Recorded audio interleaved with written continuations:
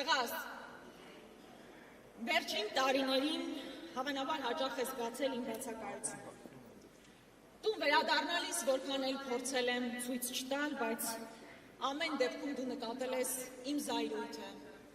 անհանգստությունը, ցավը, որ կա մեր ժողովրդի համար, մեր հայրենիքի համար։ Այս տարիներին իսկապես շատ բարդ է եղել մեզանից յուրաքանչյուրի համար, հավանաբար մեր նորանկախ պատմության ընթացքում ամենածանր տարիներն են եղել։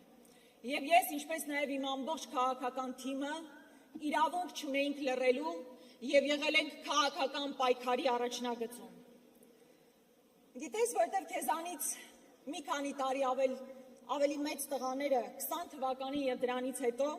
չեն վարանել պաշտպանել իրենց հայրենիքը։ Այսօր նրանց նկարները կախված են նաեւ ձեր դպրոցի պատերին։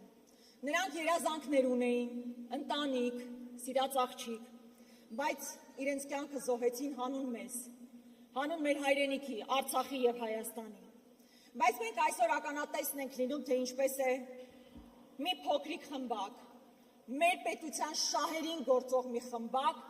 փորձում արժեզրկել մեր տղաների թափած արյունը, նրանց սխրագործությունները համարել հանուն ոչնչի։